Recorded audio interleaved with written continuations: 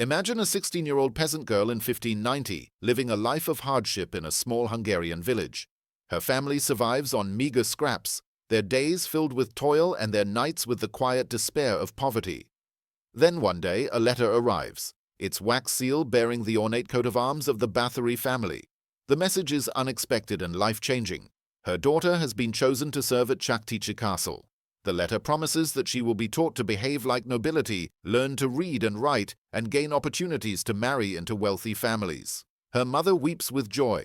Her father speaks proudly to neighbors about his daughter's bright future, and they pack her few belongings, perhaps a worn dress and a pair of patched shoes, sending her off with blessings and dreams of a better life.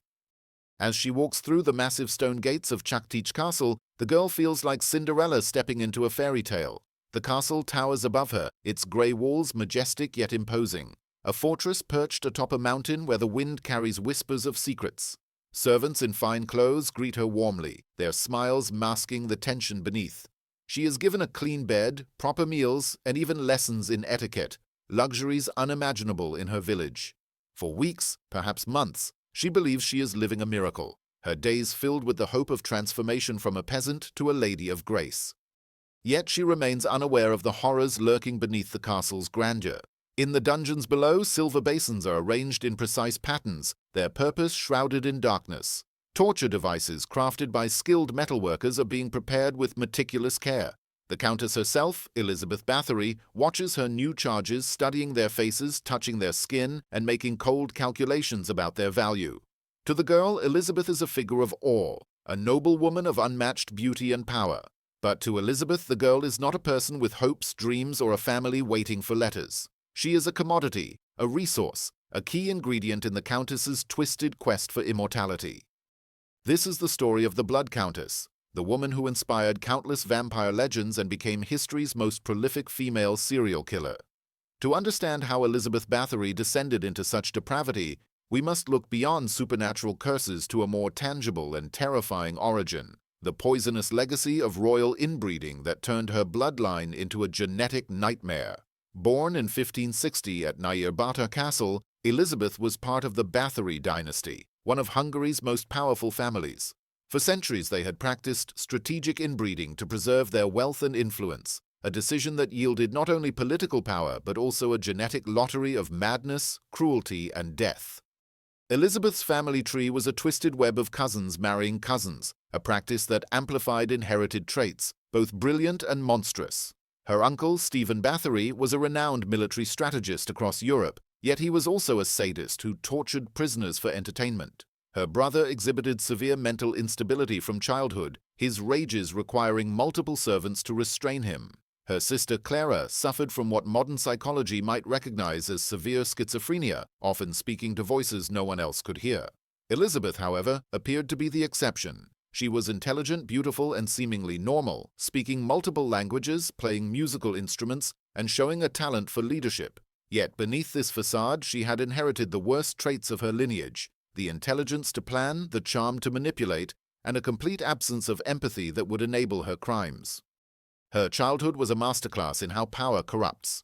When peasants rebelled against the Bathory family's harsh rule, Elizabeth watched as her father's soldiers sewed them alive into the bellies of dying horses, a brutal punishment meant to terrify and subdue. For most children, this would be a traumatic memory, a scar on the soul. For Elizabeth, it was an education. She learned that peasants existed for the entertainment of nobles, that suffering was a tool of power, and that noble blood made one untouchable. These lessons shaped her worldview, planting the seeds of the monster she would become. At age 15, Elizabeth's life took a significant turn when she married Ferenc Nadasdy, known as the Black Knight for his ruthless efficiency in war. This was no love match but a merger of two powerful families aiming to dominate Hungary. The marriage brought her to Chaktice Castle, a fortress where screams would never carry beyond its stone walls. Ferenc was often away fighting wars, leaving Elizabeth alone in hundreds of empty rooms with only servants for company. The isolation was psychologically devastating, echoing through the halls and feeding the darkness growing in her mind. Court records from this period mention the first disappearances of servant girls, dismissed as runaways or accidents.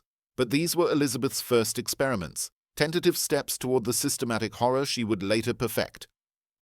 The isolation of Chakteach Castle began to warp Elizabeth Bathory's mind, turning her solitude into a breeding ground for darkness. With Ferenc Nardasti frequently absent, fighting wars across Hungary, she was left to her own devices, surrounded by servants who feared her growing temper. The castle, with its echoing halls and impenetrable stone walls, became both her prison and her kingdom. It was during these early years of marriage that the first signs of her transformation emerged. Court records from the late 1580s note the disappearance of servant girls, chalked up to runaways or unfortunate accidents. Yet, these were the tentative first steps of Elizabeth's descent into horror, experiments that would soon escalate into a systematic reign of terror. The turning point came in a moment that historians debate but cannot dismiss. One day, while punishing a young maid for a minor infraction, perhaps spilling wine or moving too slowly, Elizabeth struck the girl with such force that blood splattered across her face and hands. As she wiped the crimson streaks away and looked into a mirror, something in her fractured mind shifted.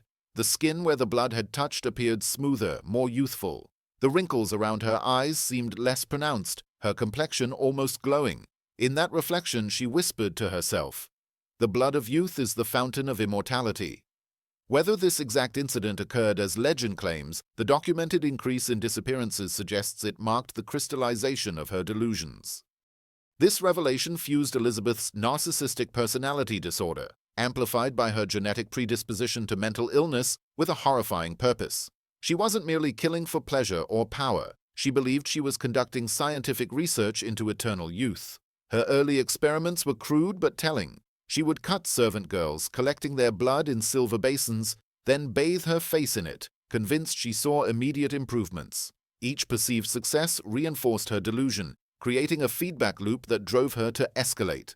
The isolation that had once protected her now fueled her madness, turning her castle into a laboratory of death. Elizabeth did not act alone. She recruited accomplices: Dorothea Sentes, known as Dorco, Ilona Jo, Catalin Benica, and Janos Uivari.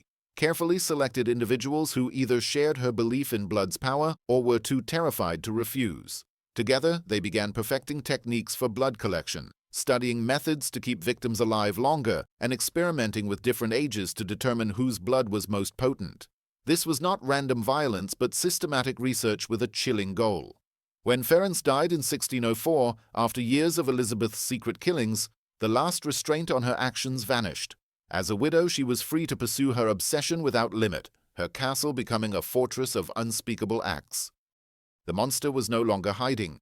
Elizabeth's genius for evil soon revealed itself in an unprecedented system. Rather than random kidnappings, she created a recruitment network that turned parents into unwitting accomplices in their daughters' murders. She sent official proclamations to villages declaring, "The Countess seeks young women of good character to serve in her household. Selected girls will receive education in noble manners, literacy, and opportunities for advantageous marriages."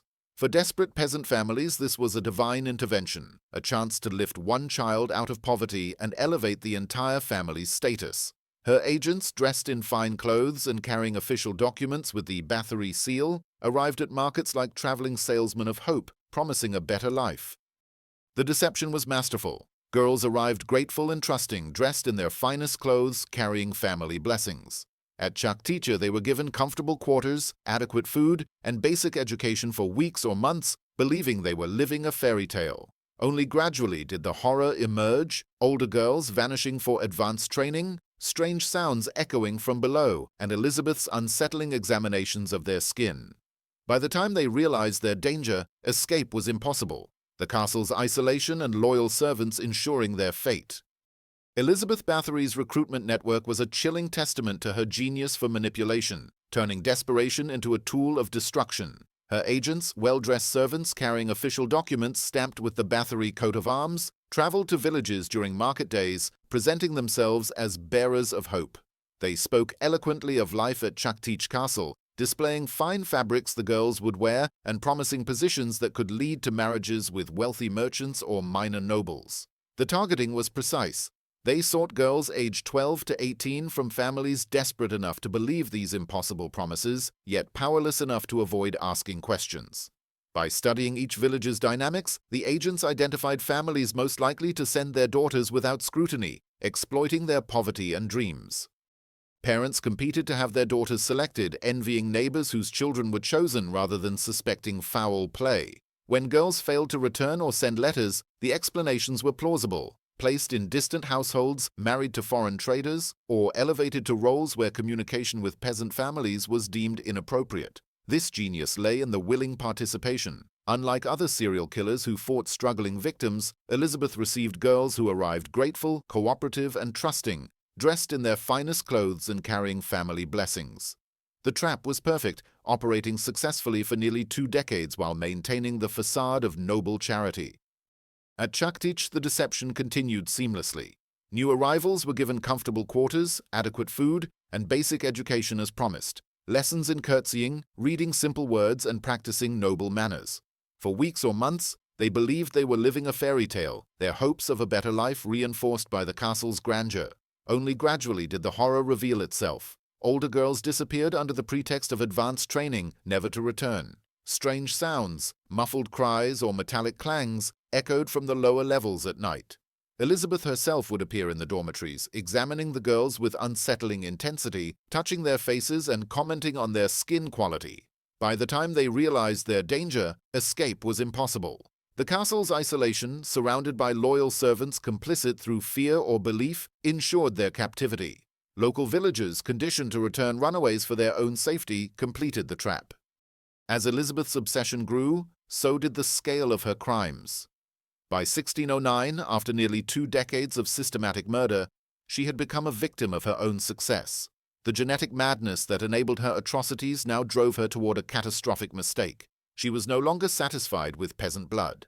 Modern criminal psychologists recognize this escalation pattern in serial killers, the need for greater stimulation and higher stakes. For Elizabeth, however, the reasoning was more calculated and infinitely more dangerous. In her deteriorating mind, she had developed a twisted hierarchy of blood quality.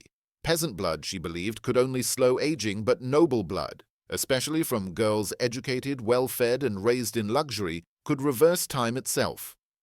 This wasn't random escalation, but the logical conclusion of her delusional research. She had convinced herself that 20 years of experiments validated her methods scientifically, and now she needed to upgrade her materials. Her accomplices later testified that during this period, Elizabeth became obsessed with what she called the purity principle. She lectured them about bloodlines, genetic superiority, and the concentrated life force she believed noble breeding created. She maintained detailed records of her victims' genealogies, studying family trees like an alchemist, analyzing formulas to determine the most potent blood. A single drop from a girl descended from 3 generations of nobility, she claimed, was worth more than entire basins from peasants. This obsession coincided with disturbing changes in her appearance and behavior. Servants noted she had become skeletal, refusing regular meals and subsisting on what she called youth elixirs, concoctions of victims' organs mixed with wine and exotic herbs imported from distant lands. Her mirror rituals grew increasingly elaborate, spending entire days examining her reflection from different angles, measuring her face with calipers, and documenting perceived improvements in leather-bound journals later discovered by investigators. The escalation of her recruitment strategy was swift and reckless, setting the stage for her eventual exposure as the monster behind Chukchi's walls. Elizabeth Bathory's transformation into a predator of the nobility marked a dangerous shift in her reign of terror. No longer content with peasant blood, she turned her gaze to girls of higher social standing, convinced that their refined lineage held the key to true immortality.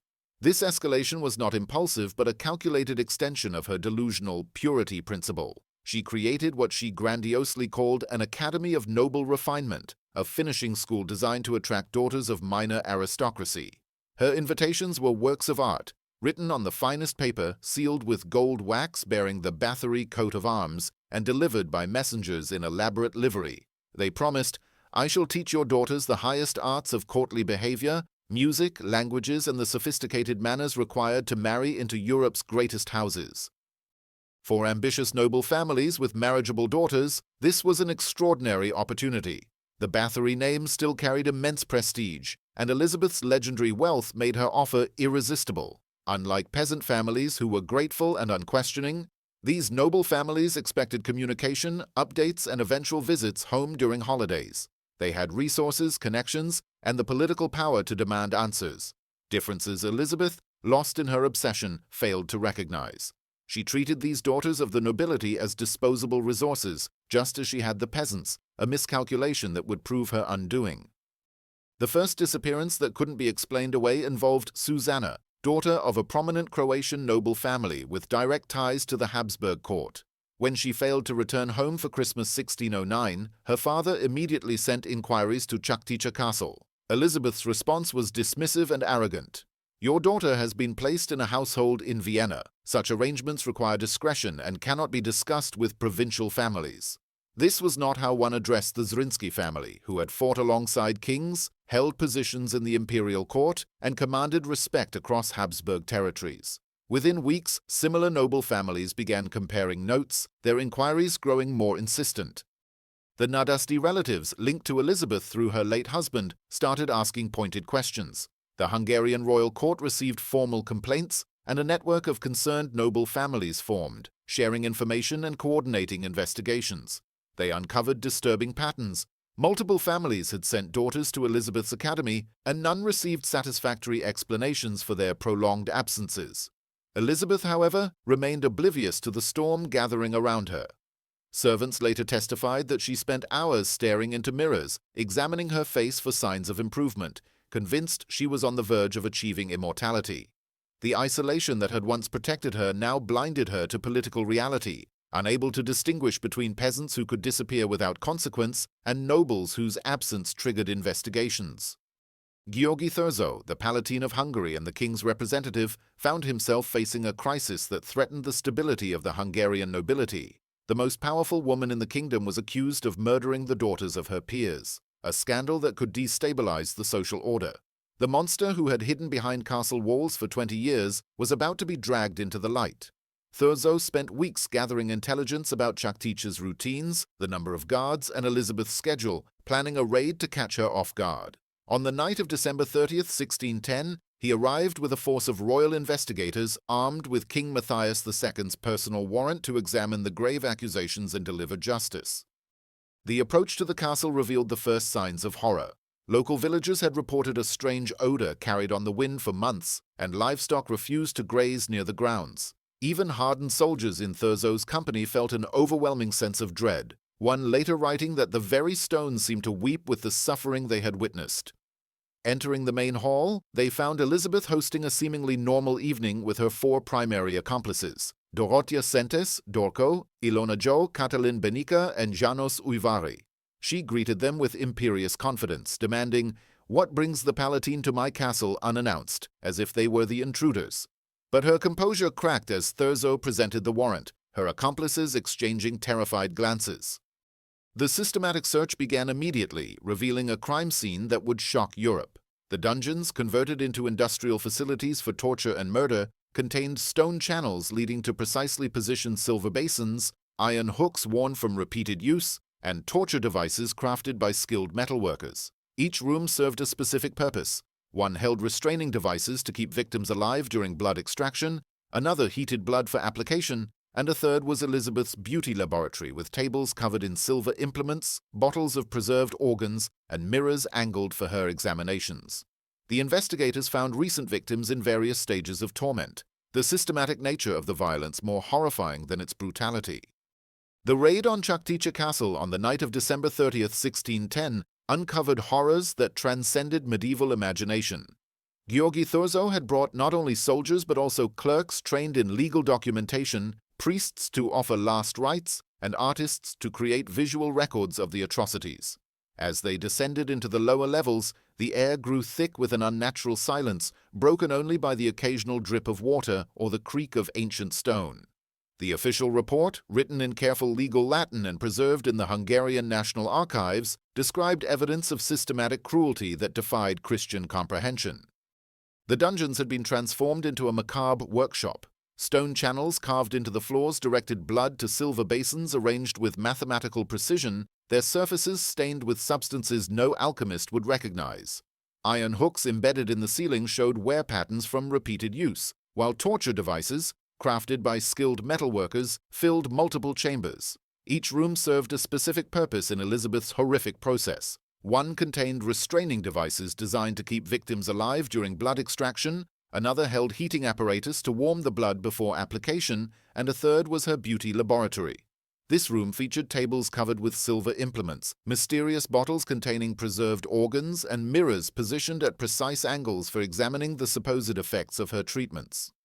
Investigators found recent victims in various stages of the killing process, some suspended from ceiling hooks, others showing evidence of prolonged torture with implements never before seen. The systematic nature of the violence was perhaps more chilling than its brutality, suggesting not the work of a mad woman but of someone who had turned murder into a precise science. One soldier, writing to his family years later, described finding the silver basins arranged like an alchemist's laboratory, yet defiled by their gruesome purpose. Elizabeth's personal records, detailed journals with sketches of her victims and meticulous notes on the effectiveness of different blood types, revealed a mind convinced it was conducting legitimate research. Throughout the investigation, Elizabeth displayed no recognition of her crimes. She treated the accusations as personal insults, demanding to know how anyone dared question a Bathory. Confronted with the evidence in her dungeons, she calmly explained that she was preserving her beauty for the glory of Hungary's nobility. "These peasant girls should be honored," she told Thurzo with genuine bewilderment. "Their deaths serve a purpose greater than their meaningless lives ever could." Her lack of empathy, rooted in her genetic predisposition and nurtured by a lifetime of unchecked power, underscored the depth of her delusion. The legal proceedings that followed were unprecedented in their scope and complexity. Because Elizabeth's noble blood protected her from public trial, she remained confined to Chaktice Castle, while her accomplices faced justice in the town of Bitya. The trial of Dorothea Sentes, Dorko, Ilona Jo, Katalin Benica, and Janos Ujvari became a sensation across Europe. Witness after witness testified to horrors that challenged medieval understanding of human evil. Parents of missing girls finally learned the fate of daughters they had sent away with hope, their testimonies revealing the full scope of Elizabeth's operation. Witnesses described seeing carts full of bodies removed from the castle under cover of darkness, while local priests recounted families begging them to investigate disappearances, only to be told that questioning a noble was beyond their authority. The sentences reflected the fury of a justice system finally confronting an evil it had failed to prevent. Dorothea and Ilona were burned alive after having their fingers torn off with red-hot pincers, a punishment meant to match the cruelty they inflicted. Katalin, due to her youth and claims of coercion, received life imprisonment. Janos Ujvari had died in custody, perhaps unable to bear the weight of his confessions. For Elizabeth, a different fate awaited.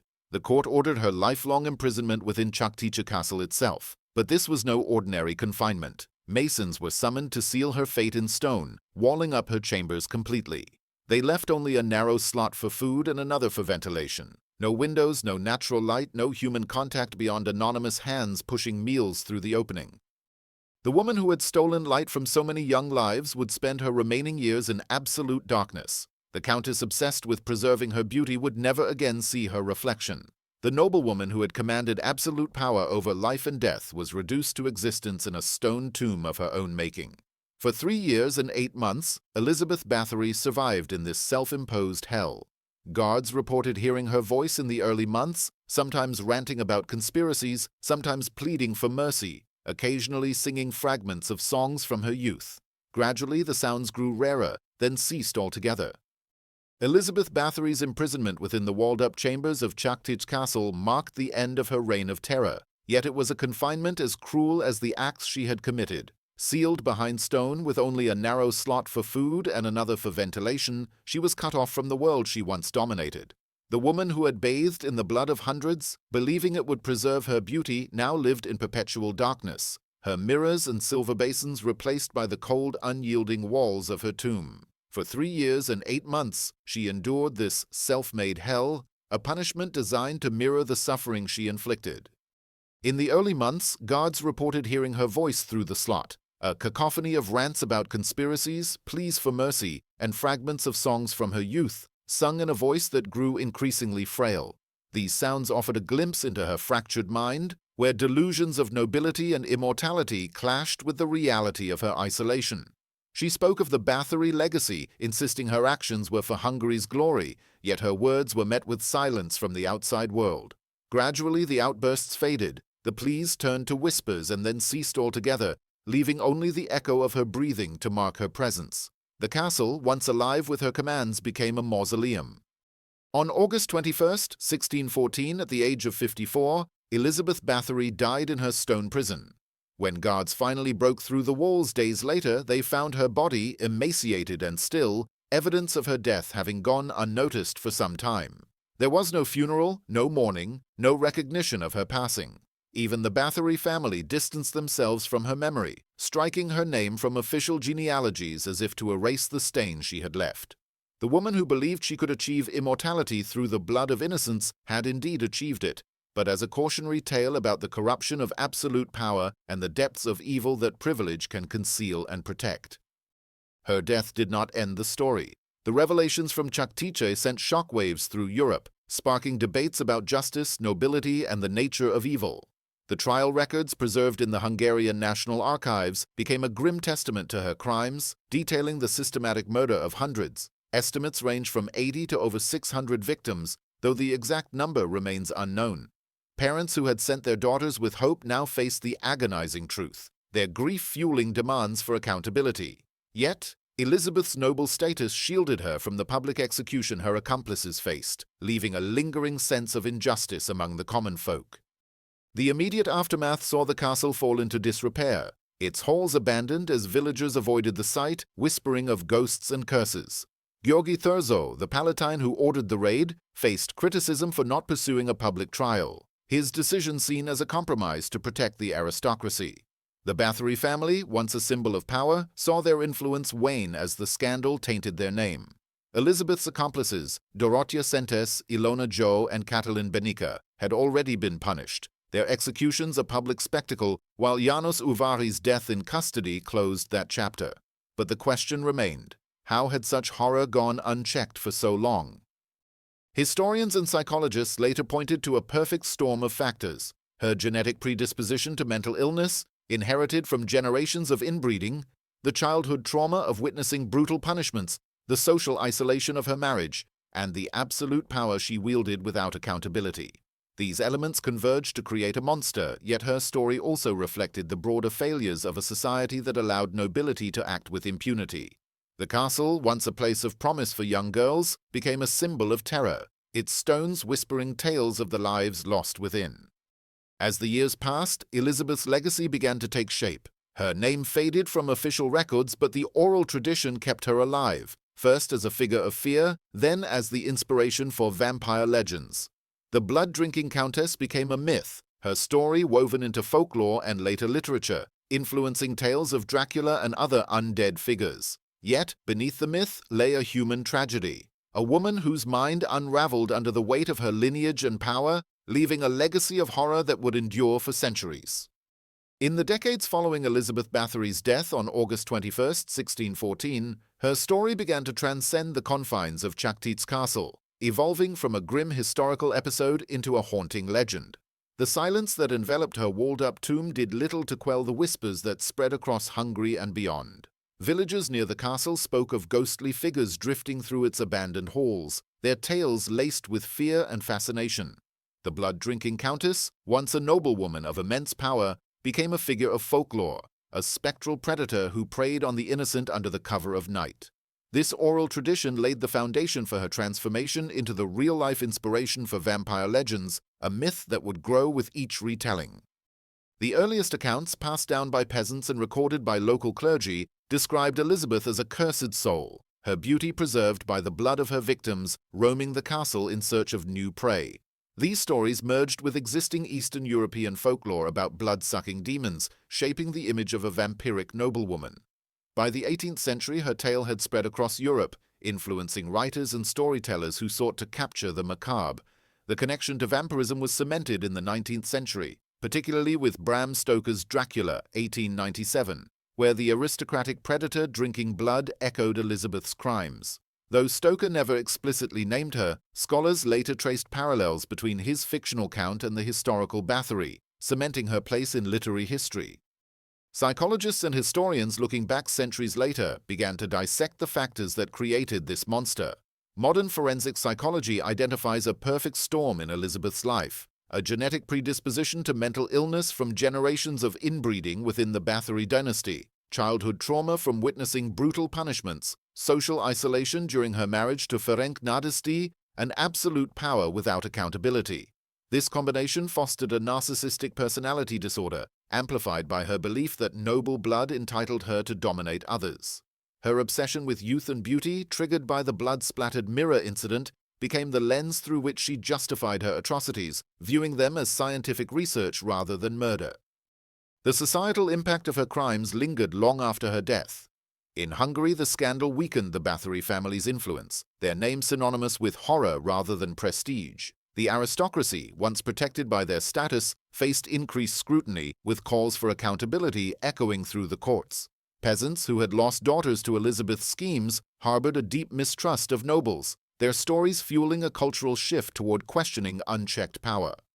The trial records preserved in the Hungarian National Archives became a grim resource for scholars, offering insight into medieval justice and the limits of noble privilege. As the centuries passed, Elizabeth's legacy grew more complex. In the 17th and 18th centuries, her story was a cautionary tale told to warn against the dangers of hubris and cruelty.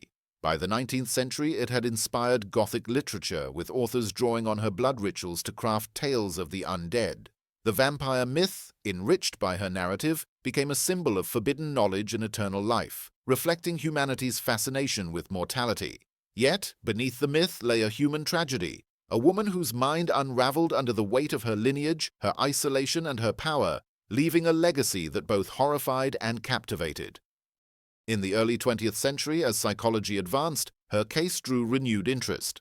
Analysts debated whether her actions stemmed from insanity or calculated evil, with some suggesting a form of porphyria, a blood disorder that could explain her obsession with blood and sensitivity to light. Others argued it was a deliberate choice enabled by her environment. These interpretations added layers to her story, making her a subject of study in criminology and history courses worldwide. Her castle, though in ruins, became a site of dark tourism, drawing visitors who sought to connect with the legend.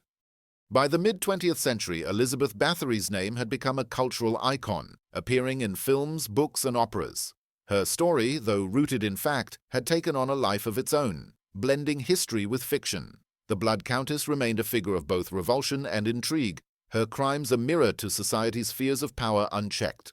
As her legend grew, it raised questions about the nature of evil and the systems that allow it to thrive, questions that resonate even today. By the late 20th century, Elizabeth Bathory's story had solidified its place in popular culture, evolving from a historical footnote into a global phenomenon. Her image as the Blood Countess, a vampire-like figure preserved by the blood of her victims, captivated filmmakers, writers, and artists. In 1971, the Hungarian film Countess Dracula, loosely based on her life, introduced her to a wider audience, portraying her as a tragic yet monstrous figure. This was followed by numerous adaptations, including novels, operas, and television series, each adding layers to her myth. Today, in 2025, her story remains a staple in horror genres, with streaming platforms offering documentaries and fictional retellings that draw millions of viewers, reflecting a perennial fascination with her dark legacy. This enduring interest is fueled by the accessibility of information in the digital age. The Hungarian National Archives trial records, once the domain of scholars, are now digitized and available online, allowing enthusiasts and researchers alike to study her crimes in detail. Social media platforms buzz with discussions, from true crime podcasts analyzing her psychological profile to fan art depicting her as a Gothic anti-heroine. In July 2025, a new exhibit at the Budapest History Museum opened just last week, showcases artifacts linked to Chaktica Castle, including replicas of the silver basins, drawing crowds eager to connect with her story.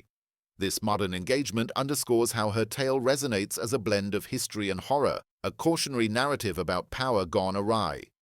Psychological and criminological studies have deepened the understanding of Elizabeth's actions. Contemporary forensic psychologists, building on earlier theories, suggest her behavior aligns with a rare form of malignant narcissism, exacerbated by her genetic heritage and isolation. The inbreeding within the Bathory dynasty likely contributed to mental instability, while her childhood exposure to violence, watching peasants sewn into horses, numbed her to suffering. Her marriage to Ferenc Nadasdy, with its long periods of solitude, provided the perfect environment for these traits to fester, turning her into a predator who saw others as mere tools. This analysis, published in recent journals like the Journal of Forensic Psychiatry in 2024, frames her as a case study in how environment and genetics can intersect to produce extreme evil. The societal implications of her story continue to provoke debate. In 2025, as gender studies gain prominence, scholars revisit her case to explore the dynamics of female power and violence, challenging the notion that serial killing is a male domain. Her ability to operate unchecked for decades highlights systemic failures. Noble privilege shielded her, while peasants lacked the voice to demand justice. This has sparked modern discussions on accountability, with parallels drawn to contemporary issues of power abuse, as seen in recent global movements against corruption. A TED Talk delivered in June 2025 by a Hungarian historian drew thousands of online views, linking Elizabeth's impunity to today's struggles for transparency. Chachtice Castle, now a ruin, remains a site of dark tourism, its stones steeped in legend. Visitors in 2025 report an eerie atmosphere, guided tours recounting the blood rituals with a mix of awe and revulsion.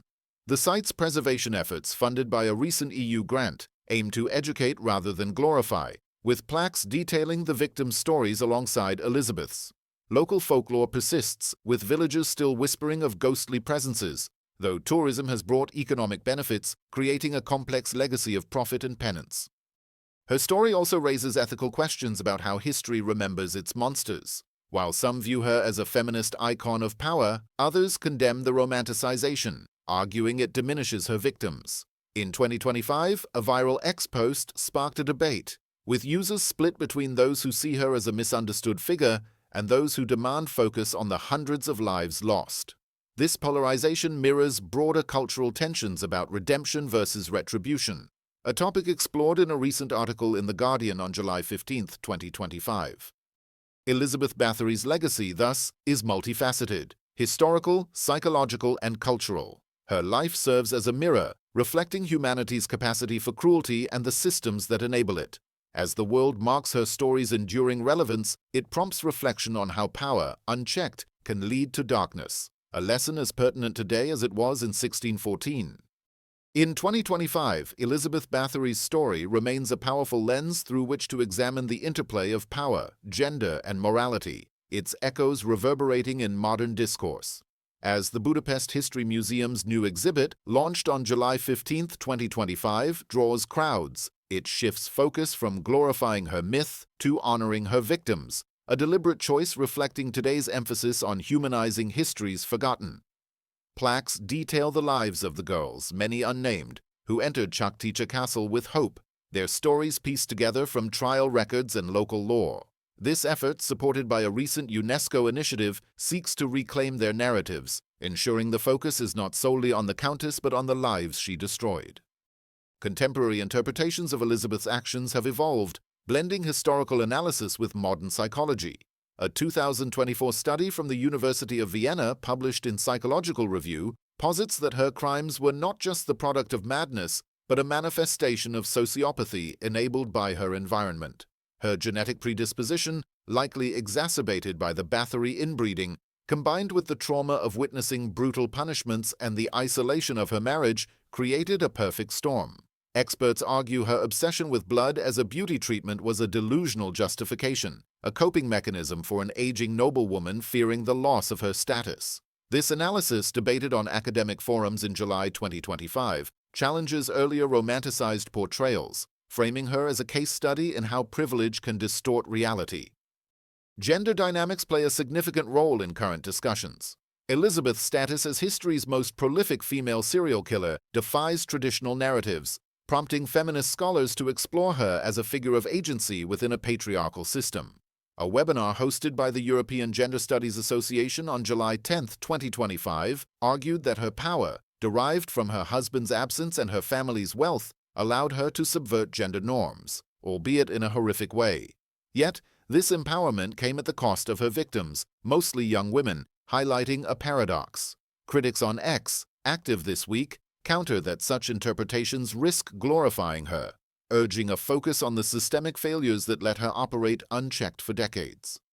The moral lessons drawn from her life resonate in 2025's global context. Her impunity, rooted in noble privilege, mirrors contemporary issues of accountability, from corporate scandals to political corruption. A recent article in Le Monde on July 18, 2025, draws parallels between her exploitation of peasants and modern human trafficking, suggesting her story is a timeless warning.